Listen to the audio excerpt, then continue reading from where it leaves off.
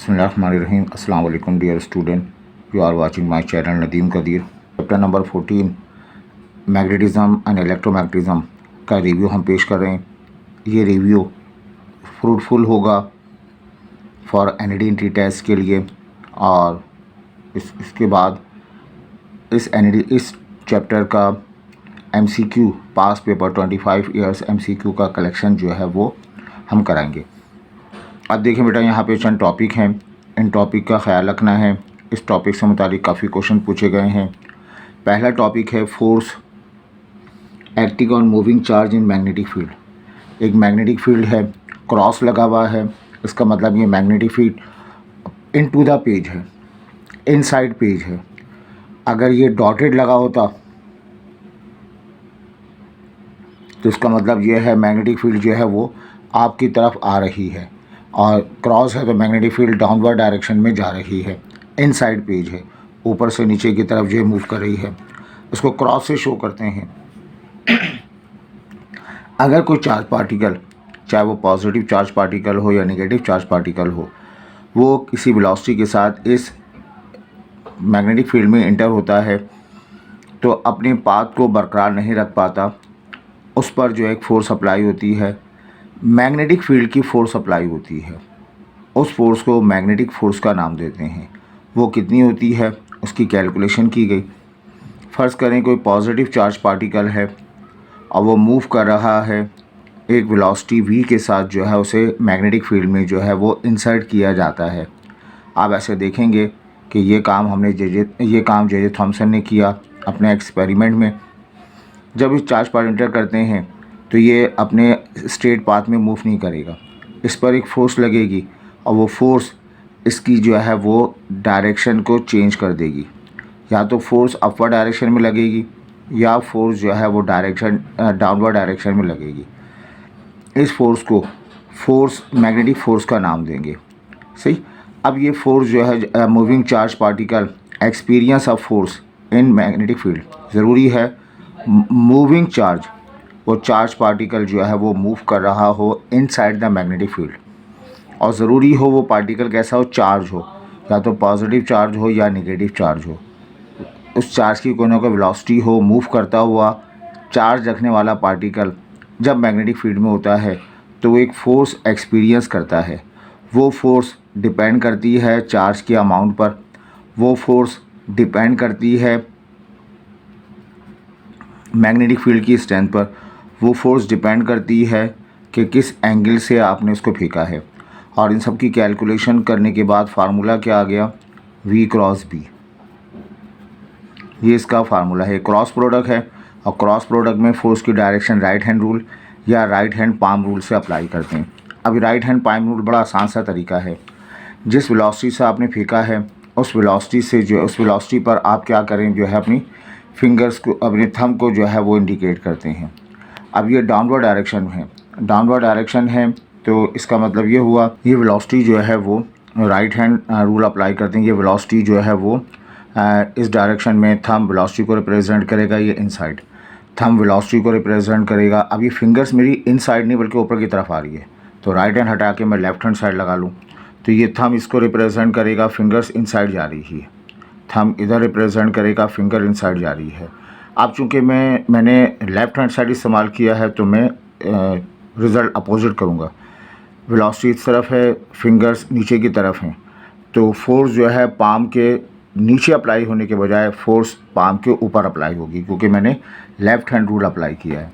तो ये जो है फोर्स अपवर्ड डायरेक्शन में अप्लाई की जाएगी. तो ये जो है हमारे पास रिज़ल्ट आ गया अपवर्ड डायरेक्शन में. ठीक है, हम right hand palm rule apply करेंगे, लेकिन अगर ये सूट नहीं करता तो हम लेफ़्ट हैंड रूल अप्लाई करेंगे.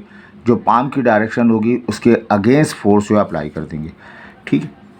अब अगर थीटा जो है 90 डिग्री हो, ये फोर्स जैसे यहाँ पर है, ये वेलोसिटी आपके पास है और ये वेलोसिटी की डायरेक्शन है, और ये फिंगर्स जो है नीचे की तरफ जा रही है, तो इन दोनों के दरमियान एंगल 90 डिग्री है. अगर 90 डिग्री बन रहा हो तो उस सूरत में कोई चार्ज पार्टिकल जब यहाँ इंटर होगा तो होगा ये कि उस पर जो फोर्स अप्लाई होगी वो फोर्स जो है वो सर्कुलर नेचर की अप्लाई होगी. वो पार्टिकल को सर्किल में रोटेट करा देगा और उस सर्किल का जो रेडियस है उस रेडियस जो है वो M V upon Q B के बराबर है। एम का मतलब मास हो गया, वी वेलोसिटी है जिस वेलोसिटी से प्रोजेक्ट किया गया है, क्यू का मतलब चार्ज पार्टिकल है जो हमने लॉन्च किया है, और बी का मतलब मैग्नेटिक फील्ड है। और अगर 90 डिग्री ना हो, यह हमारे पास मैग्नेटिक फील्ड है और बेटा चार्ज पार्टिकल को हमने इस तरह से जो है एंगल बनाते हुए चार्ज पार्टिकल को इंटर किया, तो ये चार्ज पार्टिकल होगा क्या, ये सर्कुलर पाथ में नहीं बल्कि इसका पार्ट जो है वो इस तरह से हेलिक्स पार्ट के तौर पर जो है वो एक्ट करेगा और ये सर्कुलर पार्ट के तौर पर एक्ट करेगा। ठीक, अब अगर Q की वैल्यू जो है वो ज़ीरो हो जाए, चार्ज पार्टिकल ना हो, जैसे हमारे पास न्यूट्रॉन है, जैसे हमारे पास फोटोन है, तो उस सूरत पे फोर्स अप्लाई नहीं होगी, चार्ज पार्टिकल उसी वेलोसिटी सेम वेलोसिटी के साथ मूव, अगर स्टेट अगर ये पार्टिकल न्यूट्रॉन है तो सीधा चला जाएगा, फोटोन है तो सीधा चला जाएगा, अगर ये न्यूट्रॉन है या फोटोन है तो सीधा मूव कर जाएगा, कोई डिफ्लेक्शन नहीं होगी, कोई इस पर फोर्स अप्लाई नहीं होगी फोटोन और न्यूट्रॉन की शक्ल में। अगर थीटा ज़ीरो के इक्वल हो, यानी ये जो है इस वक्त तो 90 डिग्री है पी और क्यू, लेकिन अगर थीटा ज़ीरो हो तो फार्मूला हमारे पास है क्यू एफ बराबर है क्यू वी बी, उसको सॉल्व कर लिया जाए तो मैग्नीट्यूड है Q V B sine theta, और थीटा जो है ज़ीरो है तो साइन ज़ीरो ज़ीरो हो जाएगा। ठीक है, सही, थीटा ज़ीरो है तो साइन ज़ीरो ज़ीरो के बराबर होगा। फ़र्ज़ करें सोलेनोइडल है, सोलेनोइडल में जो हमारे पास मैग्नेटिक फील्ड बनती है वो इनसाइड जो है वो इस तरह से पैरेलल होती है। अब अगर कोई चार्ज पार्टिकल को हम इंटर कर दें तो वो बी के साथ जो है वो सेम एंगल, ये बी है, बी और वी के दरमियान एंगल सेम बनेगा, तो इस पर कोई फोर्स अप्लाई नहीं होगी, ये सीधा इसी पॉइंट पे चला जाएगा, फोर्स की वैल्यू ज़ीरो हो जाएगी, चार्ज ना हो तब ज़ीरो हो जाएगी, और अगर थीटा एंगल के साथ लॉन्च किया जाए तब भी इस पर कोई फोर्स नहीं लगेगी। अब पार्टिकल यहाँ कहीं मौजूद है, चार्ज पार्टिकल हमारे पास मैग्नेटिक फील्ड के दरमियान, तो होगा ये, अगर ये रेस्ट हालत में है तो इस पर कोई फोर्स अप्लाई नहीं होगी। ठीक है, अभी मैंने बताया पॉजिटिव चार्ज पार्टिकल जब इसको इंटर किया जाए अलॉन्ग द स्ट्रेट लाइन, इसको फेंका जाए तो ये इस डायरेक्शन में जाएगा, लेकिन हम जो है वो इसको डाउनवर्ड डायरेक्शन में रखना चाहेंगे तो हमारी ये राइट हैंड फॉलो नहीं कर रहा, लेफ़्ट हैंड फॉलो करेंगे, इधर जाएगा, अप्लाई किया जाएगा। ये हमारे पास पाम है, फोर्स नीचे अप्लाई करने के बजाय फोर्स हम ऊपर की डायरेक्शन में अप्लाई करेंगे। लेकिन यही हमारे पास नेगेटिव चार्ज पार्टिकल हो, इसको फेंका जाए, अब लेफ़्ट हैंड रूल जो है वो उसको फॉलो कर लिया जाएगा। ये हमारे पास है, ये डायरेक्शन है, फोर्स जो अप्लाई होगी वो पाम के साथ ही अप्लाई हो जाएगी, ये नीचे डायरेक्शन में अप्लाई हो जाएगी। तो ये इसका तरीका है। Positive charge particle, negative charge particle left hand rule को फॉलो करता है, लेफ़्ट हैंड पाम रूल, और ये राइट हैंड पाम रूल को अप्लाई करता है।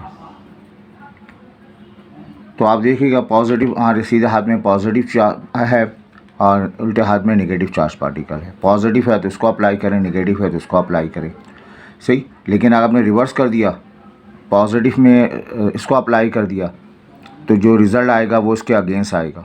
ठीक, अभी हम और उसके क्वेश्चंस करेंगे।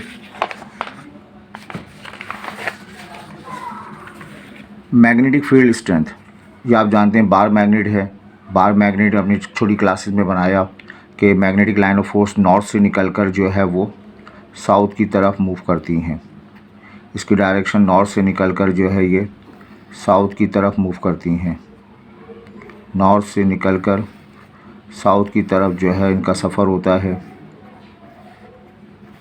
ये 2 पॉइंट पोल कहलाते हैं, इन पोल पर मैग्नेटिक स्ट्रेंथ जो है सबसे ज़्यादा होती है। ठीक है, तो नॉर्थ से निकलेंगी और साउथ की तरफ जाएंगी। ये पूरा समझिए इंटरनेशनल रूल है, हमेशा जितने भी हम सवालात करेंगे सब ऐसे होंगे। और यहाँ जो इसकी स्ट्रेंथ होगी उसको बी से शो करते हैं, उसे मैग्नेटिक फील्ड स्ट्रेंथ का नाम देते हैं, इसे मैग्नेटिक फ्लक्स डेंसिटी का नाम भी देते हैं, वैल्यू ऑफ मैग्नेटिक इंडक्शन भी कहते हैं, मुख्तलिफ नाम हैं। Magnetic field strength, magnetic flux density और वैल्यू ऑफ मैग्नेटिक इंडक्शन, ये एक वेक्टर क्वांटिटी है। इसकी यूनिट होती है, यूनिट पूछी जाती है पेपर में, टेस्ला होती है। इसकी यूनिट जो है वेबर पर मीटर स्क्वायर होती है। इसकी यूनिट जो है न्यूटन पर मीटर पर एम्पियर होती है। तो देख लीजिएगा मैग्नेटिक फ्लक्स, ये जो लाइन है मैग्नेटिक, हमारे पास मैग्नेटिक लाइन ऑफ फोर्सेस हैं, मैग्नेटिक लाइंस हैं, इसके दरमियान कोई लूप आ रहा हो, कोई एरिया रख दिया जाए तो वो उस एरिया से लाइनें पास होंगी। तो इस प्रोसेस को कि किसी सरफेस में से मैग्नेटिक लाइन ऑफ फोर्सेस का गुज़रना वो मैग्नेटिक फ्लक्स कहलाता है। जैसे हमारी खिड़की है उसमें से हवा का आर पार होना ये फ्लक्स है। और इसी तरह से कोई हमारे पास सरफेस है, उस सरफेस में से इलेक्ट्रिक लाइन फोर्स का गुज़रना सही ना, वो मैग्नेटिक फ्लक्स कहलाता है। उसका फार्मूला है बी डॉट डेल्टा ए, ये डॉट प्रोडक्ट है बी और ए के दरमियान, इसको हम बी ए कॉस थीटा भी कह सकते हैं। थीटा एंगल बनेगा ए और बी के दरमियान बनने वाला एंगल है। ये एक स्केलर क्वांटिटी है। इस मैग्नेटिक फ्लक्स की यूनिट वेबर हुआ करती है। ये मैक्सिमम होगी जब थीटा ज़ीरो होगा, जब ए और बी के दरमियान एंगल ज़ीरो हो जाएगा तो वी गेट मैक्सिमम फ्लक्स, और मैक्सिमम फ्लक्स बी ए के बराबर है क्योंकि कॉस ज़ीरो 1 के बराबर होता है।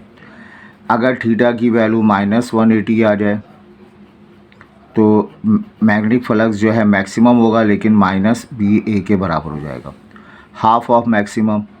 अगर थीटा की जगह मैं क्या लिख दूँ, 60 डिग्री रिप्लेस कर दूँ तो cos 60 जो है वो हाफ हो जाएगा।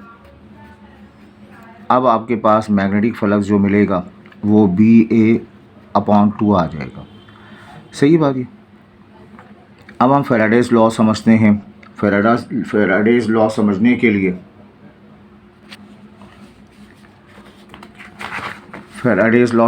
लिए हम समझें कि हमारे पास बार मैग्नेट है, ये इसका ये नॉर्थ पोल है, ये साउथ पोल है, और जो है इसके क्लोज जो है वो एक लूप हमने लिया है, उस पर कोई सोर्स नहीं है, एक वायर हमने उसका लूप बना दिया। अब नॉर्थ से मैग्नेटिक लाइन ऑफ फोर्सेस यहाँ से पास होंगी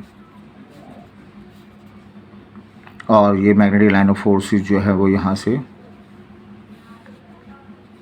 मैग्नेटिक लाइन ऑफ फोर्स गुजर रही हैं, तो हम फिज़िकली तौर पे कहेंगे क्या हो रहा है, यहाँ पर फ्लक्स डेवलप होता है। अब अगर इसी बार मैग्नेट को हम अप्रोच कर दें, क्लोज़ कर दें, अप्रोचिस, ये इसको अप्रोच कर रहा है, क्लोज़ हो रहा है, नॉर्थ पोल जो है वो साउथ पोल से करीब हो रहा है, तो हम ये कहेंगे फ्लक्स इंक्रीज़ हो जाएगा, चेंज ऑफ फ्लक्स आएगा। चेंज ऑफ फ्लक्स आने की वजह से इस लूप में ऑब्ज़र्व किया गया, इस लूप में जो है वो करंट फ्लो हो जाएगा। जब तक जब यहाँ से यहाँ तक पहुँचेगा तो जितना फ्लक्स चेंज होगा उस चेंज ऑफ फ्लक्स के दौरान यहाँ पे करंट जो है वो फ़्लो करना शुरू कर देगा, क्योंकि करंट का जो फ़्लो है वो किसी बैटरी के थ्रू नहीं है बल्कि चेंज ऑफ फ्लक्स के थ्रू है। इस करंट को इंड्यूस करंट का नाम देते हैं, और इस करंट का जो बाइस होगा वो होगा इंड्यूस EMF कहलाएगा, क्योंकि करंट फ्लो करता है उसी वक्त, पानी उसी वक्त बहता है जब डिफरेंस ऑफ लेवल हो, तो करंट उसी वक्त फ्लो करेगा जब इसके अक्रॉस EMF डेवलप हो। ये EMF जो है इंड्यूस EMF, इस EMF को जो है इसकी अमाउंट क्या होगी इसको डिटेल में समझाया फेराडेज ने। उसने कहा ये डायरेक्टली प्रोपोर्शनल है rate of change of flux, कि जब तक फ्लक्स में चेंज होता रहेगा उस वक्त तक ईएमएफ डेवलप होगी। जितना ज़्यादा चेंज ऑफ फ्लक्स होगा उतना ज़्यादा ईएमएफ डेवलप होगा। तो इंड्यूस ईएमएफ, ये ईएमएफ किसी बैटरी के थ्रू नहीं है बल्कि change of electric magnetic field की वजह से।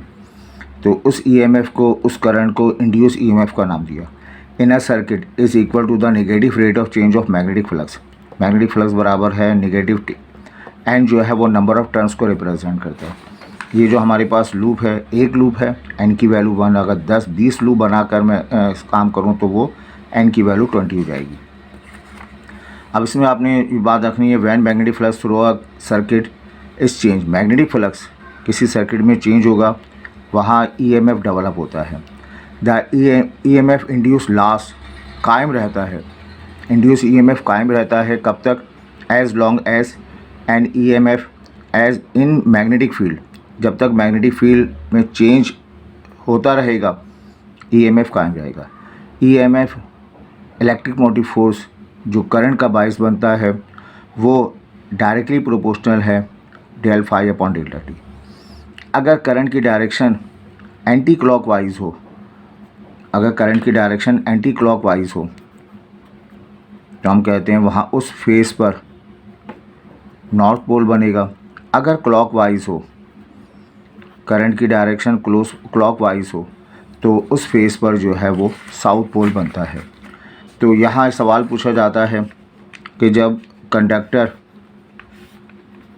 बार मैग्नेट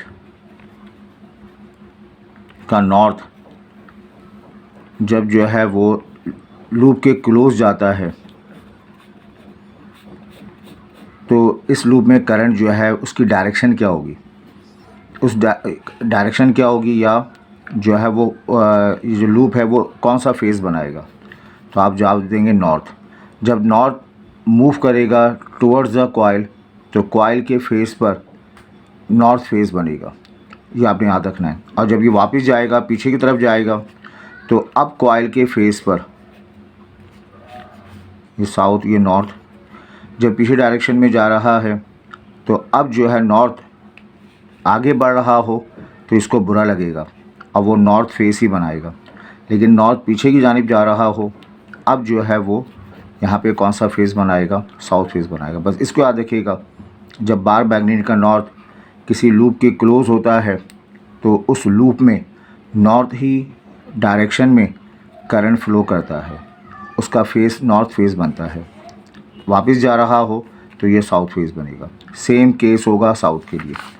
अच्छा बेटा, अब देखें यहाँ पर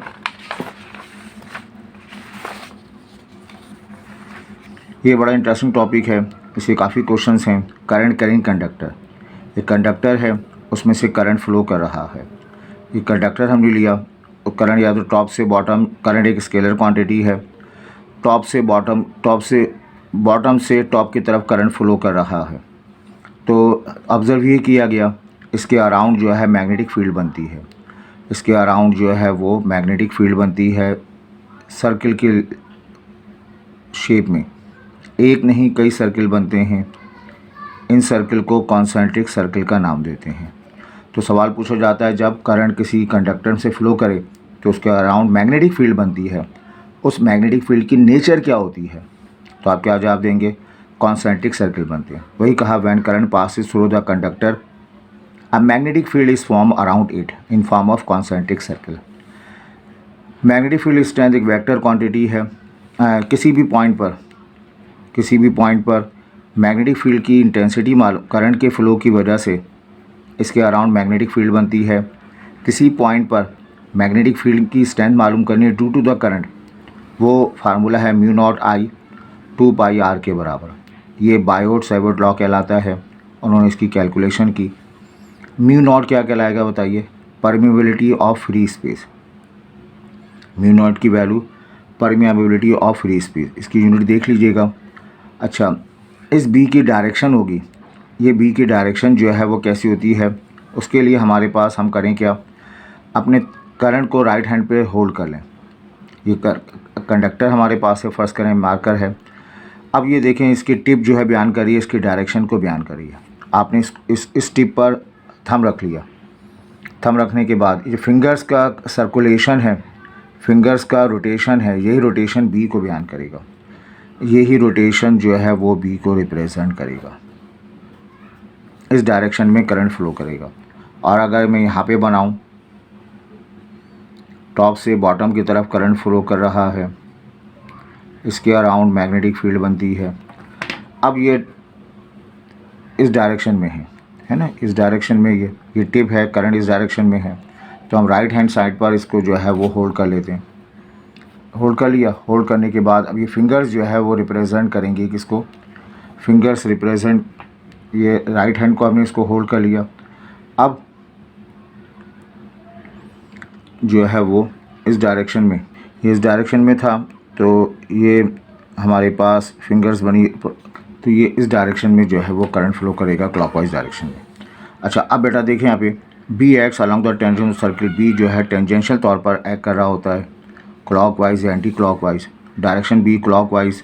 grab the current carrying conductor by right hand such that thumb indicate direction of current, then circulation,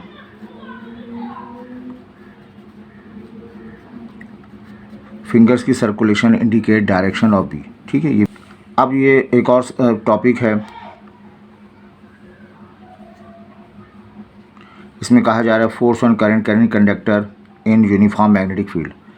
एक कंडक्टर हमारे पास है, अभी तो हमने कंडक्टर को अलग थलग रखा, अब इस कंडक्टर को हम जो है कहाँ रखते हैं, इसमें से करंट फ्लो करा रहे हैं, लेकिन ये रखा हुआ है magnetic field, inside magnetic field लगा हुआ है। तो अगर चार्ज पार्टिकल मैग्नेटिक फील्ड में हो, मूव कर रहे हों, तो वहाँ पर फोर्स लगती है। सिमिलरली करंट क्या है, flow of electric charges, electric charge flow करेंगे, मैग्नेटिक फील्ड के अंदर है, तो होगा ये, इस पर फोर्स लगेगी।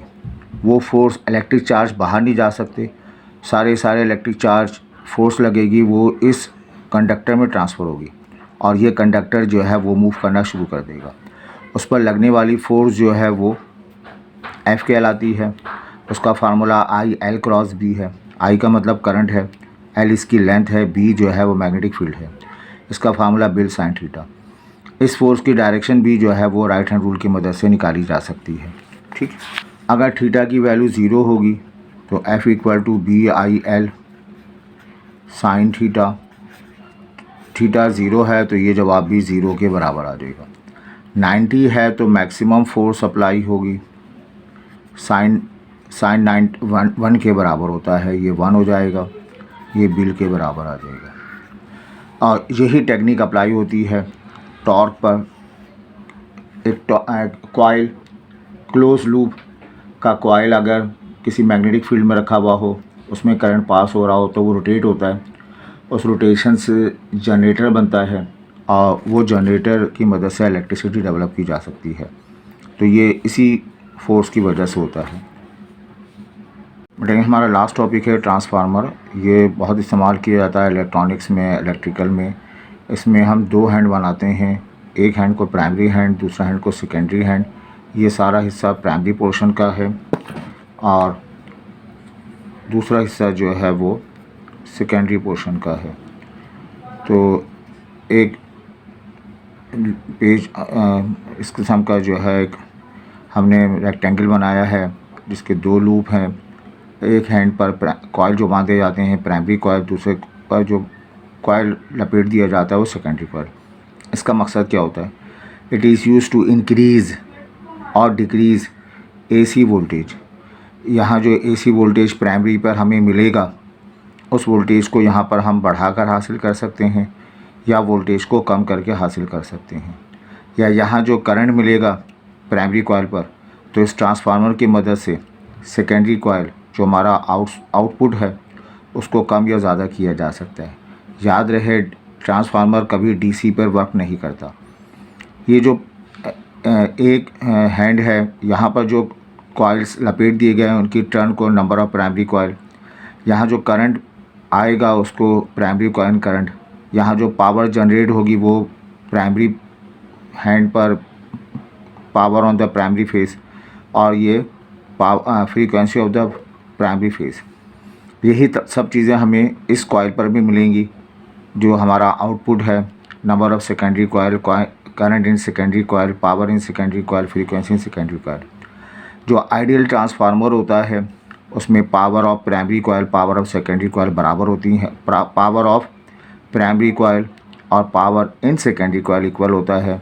ऐसे ट्रांसफार्मर 100% एफिशिएंसी पे काम करता है। प्राइमरी कॉइल का पावर का फार्मूला VI है, तो VP/IP इक्वल होगा VS/IS के बराबर हो जाएगा।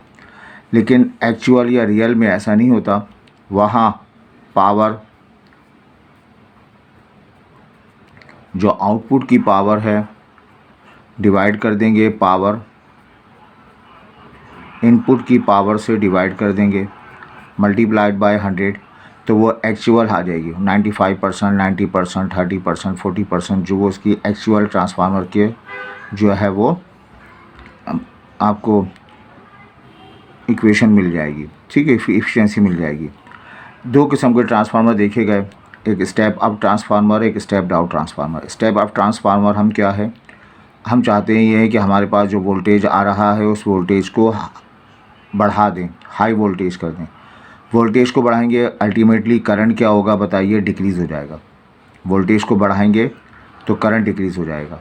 ये उस वक्त बनता है जब आपके पास जो प्राइमरी कॉइल का वोल्टेज को बढ़ाना है तो सेकेंडरी कॉइल की तादाद, नंबर ऑफ़ सेकेंडरी कॉइल्स बढ़ा दें प्राइमरी कॉइल के निस्बत। सेकेंडरी कॉइल की तादाद में इजाफा कर दें प्राइमरी कॉइल के निस्बत। रिवर्स होगा, क्या होगा, प्राइमरी कॉइल में करंट ज़्यादा होगा, सेकेंडरी कॉइल में करंट कम मिल जाएगा। फ्रीक्वेंसी जो है वो दोनों में बराबर मिला करती है। रिवर्स होता है स्टेप डाउन, जो हमारे आम हाउस घरों में इस्तेमाल करते हैं। पावर हाउस में पावर जनरेट होती है। ये हमारे टाउन है, हमारा घर है, ये इनके दरमियान बहुत हाई वोल्टेज होती है और हम जो है यहाँ पे लोअर वोल्टेज हासिल करते हैं। तो हम चाहते ये हैं कि हमें वोल्टेज कैसे मिले, लोअर वोल्टेज मिले। सही, तो ये स्टेप डाउन ट्रांसफार्मर है। स्टेप डाउन ट्रांसफार्मर, जहाँ इस केस में स्टेप डाउन ट्रांसफार्मर में आपको सेकेंडरी कॉइल में नंबर ऑफ़ टर्न कम करने होंगे और प्राइमरी कॉइल में नंबर ऑफ़ टर्न जो है ज़्यादा होते हैं। स्टेप डाउन ट्रांसफार्मर में प्राइमरी में ज़्यादा हो जाएगा, प्राइमरी का करंट जो है कम होगा, लेकिन सेकेंडरी का करंट जो है ज़्यादा हो जाएगा। करंट कम होगा प्राइमरी में करंट जो है, प्राइमरी कॉइल है इसमें करंट कम मिलेगा। करंट कम होने की वजह से वो हीट अप भी कम होगा, लॉसेस भी कम होंगे और यही वजह है कि हम पावर हाउस से यहाँ तक पहुँचने में आपको जो हाई वोल्टेज रखा जाता है लेकिन करंट उसमें कम होता है, फ्रीक्वेंसी बराबर मिलती है। एक फार्मूला इस्तेमाल करते हैं, इसे इक्वेशन ऑफ ट्रांसफार्मर कहते हैं। इसमें नंबर ऑफ़ सेकेंडरी कॉइल और नंबर ऑफ़ प्राइमरी कॉइल का रेशो ऐसी है जैसे number of voltage in secondary coil, voltage in primary coil के रेशो। लेकिन करंट का ताल्लुक अपोजिट है, IS है तो IP और ये IS हो जाएगा। ये रिलेशन बहुत फ्रीक्वेंटली इस्तेमाल करते हैं, इसे इक्वेशन ऑफ ट्रांसफार्मर कहते हैं। इसमें जो पावर लॉसेस होते हैं ट्रांसफार्मर में, वो एक एडी करंट होता है। ये जो हमारे पास कोर बना हुआ है ट्रांसफार्मर का, इसमें करंट प्रोड्यूस होता है, उस करंट को एडी करंट का नाम देते हैं, जो ट्रांसफार्मर की एफिशिएंसी को कम कर देता है। इसमें आयरन कोर इस्तेमाल करते हैं, लेमिनेटेड करते हैं, उसकी वजह से जो है एडी करंट लॉसेस कम हो जाते हैं। हिस्टीरिया मतलब ये जो है मैग्नेटाइज डीमैग्नेटाइज बार बार होता है, तो उसकी वजह से जो लॉसेस होते हैं वो पावर लॉसेस हैं। लेमिनेशन करने की वजह से ये लॉसेस कम कर सकते हैं। हमारे यहाँ इलेक्ट्रिक पावर जो है, जहाँ बिजली इलेक्ट्रिसिटी जनरेट होती है, is always transmitted at high voltage होता है। 2000, 11,000 आपने देखा होगा जगह जगह पोल वगैरह वहाँ लिखा होता है 11,000, 5,000 वोल्टेज दूर रही है, तो हाई वोल्टेज होता है। लेकिन हमारे घरों में जो आता है वो लो वोल्टेज आता है तो कौन सा ट्रांसफार्मर इस्तेमाल किए जाते हैं, स्टेप ये जो है लो करंट स्टेप डाउन ट्रांसफार्मर जो है वो इस्तेमाल किए जाते हैं। Electric powers always high voltage and low current, ठीक है। तो हमारे ये जो है electric voltage high current high voltage और लो करंट है, और फिर हमारे घर तक पहुंचते वक्त हम इसे स्टेप डाउन ट्रांसफार्मर इस्तेमाल करते हैं और काम किया जाता है। लेकिन इलेक्ट्रिक पावर हमेशा ट्रांसमिट होती है हाई वोल्टेज के साथ। हाई वोल्टेज और करंट अपोजिट डायरेक्शन में होंगे। हाई वोल्टेज है तो लो करंट होगा, लो वोल्टेज है तो करंट हाई हो जाएगा। लो करंट का फ़ायदा क्या होगा कि जो ट्रांसमिशन लाइन है उसमें हीट अप की चांसेस कम हो जाएंगे, क्योंकि आप जानते हैं पावर का फार्मूला I²R होता है। करंट ज़्यादा होगा तो पावर ज़्यादा कंज्यूम हो जाएगी, हीट होने के चांसेस ज़्यादा हैं, लॉसेस ज़्यादा होंगे, ठीक है। तो ये था हमारा इस चैप्टर का थोड़ा कुछ फास्ट रिव्यू। उम्मीद है आपके समझ में आया होगा। इसे 1-2 मरतबा देखें, और उसके बिहाफ पर जो हमारा अगला लेक्चर है जिसमें हमने 25 ईयर्स के पास पेपर कराए हैं उसको आप देखें, तो इंशाल्लाह इस चैप्टर आपका कवर हो जाएगा। लाजमी आता है पेपर में इस चैप्टर के क्वेश्चंस, और बआसानी तौर पे इसको आप अटैम्प्ट कर सकते हैं। अभी फ्रेश सेकेंड ईयर में आपने पढ़ा भी इसको। अच्छा लगे तो आप अपने इसको लाइक करें, अपने दोस्तों के साथ शेयर करें, और अपने कमेंट से हमारी हौसला अफजाई करें। इंशाल्लाह दुआ है अल्लाह ताला आपको इम्तिहान में कामयाबी अता फरमाए। Thank you.